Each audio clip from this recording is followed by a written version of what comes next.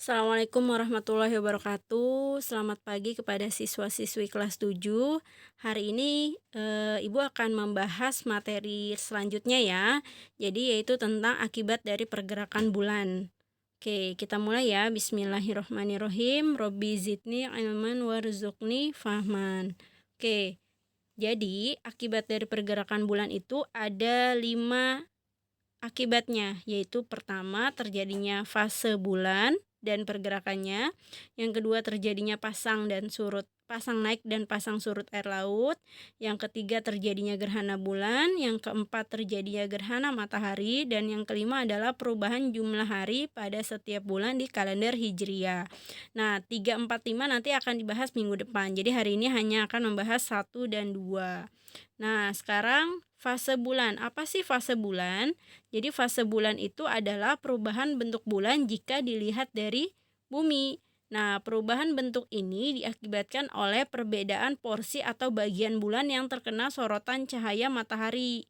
Gitu ya. Jadi ada yang kelihatannya terang, ada yang kelihatannya gelap. Nah, kita kan melihat ya kalau di langit itu, jadi ketika melihat bulan tuh kadang-kadang bersinar terang, kadang-kadang itu bentuknya sabit. Nah, itu adalah fase-fase bulan tuh ya.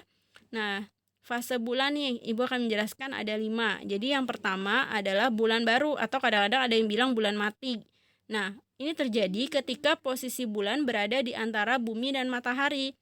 Selama bulan baru, sisi bulan yang menghadap ke matahari nampak terang.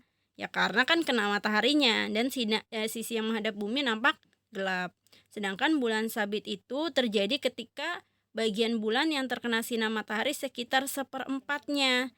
Ya, gitu. Sehingga permukaan bulan yang terlihat di bumi hanya seperempatnya. Berikutnya, yang ketiga, bulan separuh. Terjadi ketika bagian bulan yang terkena sinar matahari separuhnya. Jelas ya, separuhnya kalau bulan separuh. Kalau tadi bulan sabit itu seperempat. Nah, kalau yang bulan cembung, dia terkenanya 3/4-nya gitu ya. Jadi kayak agak cembung ya bentuknya ya gitu. Dan itu adalah bulan cembung ya. Berikutnya yang terakhir adalah bulan purnama. Terjadi ketika semua bagian bulan terkena sinar matahari gitu ya. Nah, ini gambarannya nih. Gambarannya kalau kalian mau lihat dari atas ke kiri ya. Jadi bulan gelap itu tanggal 1 sampai 3, ya rata-rata tanggal 2 juga gitu ya. Kemudian bulan sabit, bulan perempat gitu ya, bulan cembung tadi, terus kemudian bulan purnama, terus bulan cembung lagi, bulan sabit lagi, bulan baru atau bulan gelap atau bulan mati.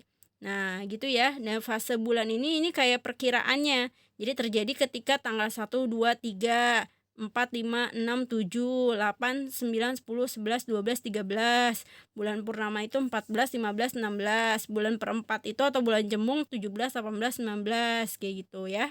Tuh, jadi kalian kalau ada hal-hal yang penting boleh dicatat dulu, bisa di-post dulu videonya. Oke, lanjut ya. Nah, akibat dari gerakan bulan itu yang kedua adalah pasang surut air laut. Apa itu pasang surut air laut? Jadi pasang itu kan peristiwa naiknya permukaan air laut, sedangkan surut adalah peristiwa turunnya permukaan air laut. Nah, pasang surut ini terjadi akibat dari pengaruh gravitasi matahari dan bulan ya. Maaf itu Ibu salah tulis, harusnya bulan. Oke, nah jenis pasang air laut itu ada 2 jenis. Yang pertama ada pasang purnama. Terjadi pasang naik dan pasang surut terbesar. Nah, ini dipengaruhi oleh gravitasi bulan dan terjadi saat bulan purnama, persisnya tanggal 14. Pasang ini terjadi maksimal saat gerhana matahari karena pengaruh gravitasi bulan dan matahari yang mempunyai arah sama. Nah, ini gambarannya ya. Jadi gambarnya semuanya lurus sejajar. Matahari, bulan sama buminya tuh sejajar tuh ya. Jadi lurus, itu pasang purnama. Sedangkan pasang perbani itu adalah yang pasang naik dan pasang surut terendah atau terkecil. Nah, terjadi saat bulan kuartir pertama dan ketiga. Ya, kalau tadi pasang purnama, bulan purnama, kalau perbani itu bulan kuartil pertama dan ketiga. Dan ini terjadi karena pengaruh gravitasi bulan dan matahari yang saling tegak lurus nih gambarnya. Jadi bulannya di atas. Kalau tadi kan dia semuanya lurus ya, sejajar. Kalau ini bulannya di atas. Jadi bulan, bumi sama mataharinya saling tegak lurus. Nah, sebenarnya apa sih manfaat dari pasang surut air laut?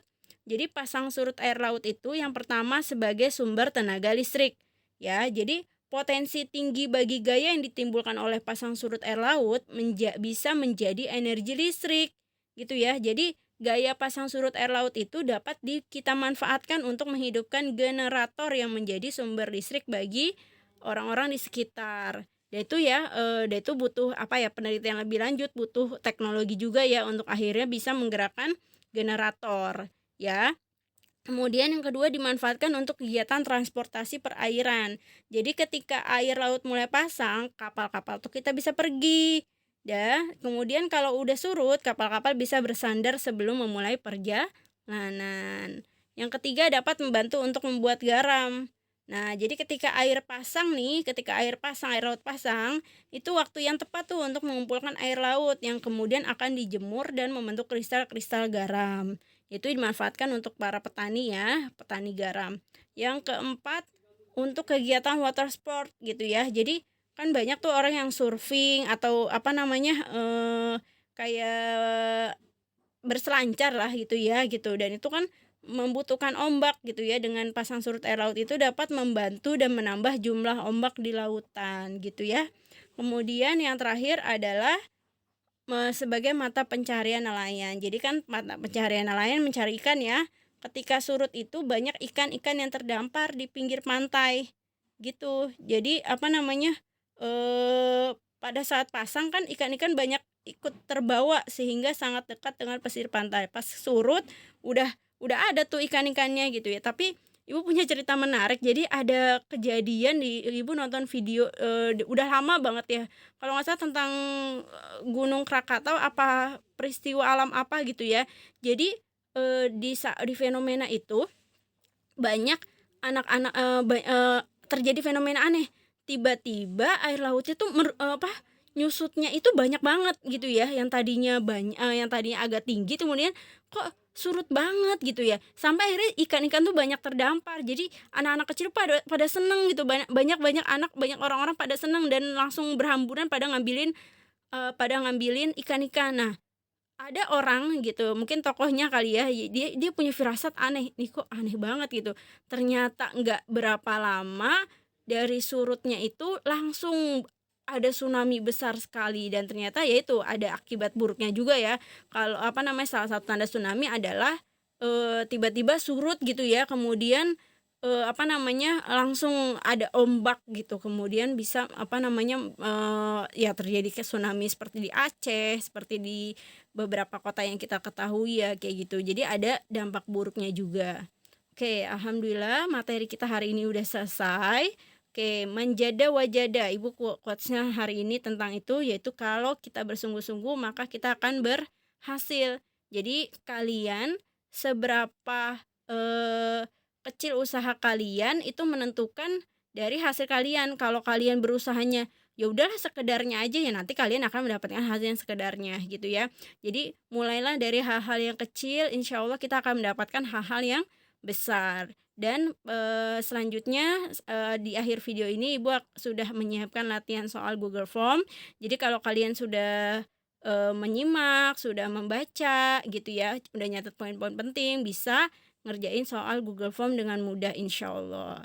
Ya udah Ibu tutup hari ini ya. Alhamdulillah. Assalamualaikum warahmatullahi wabarakatuh.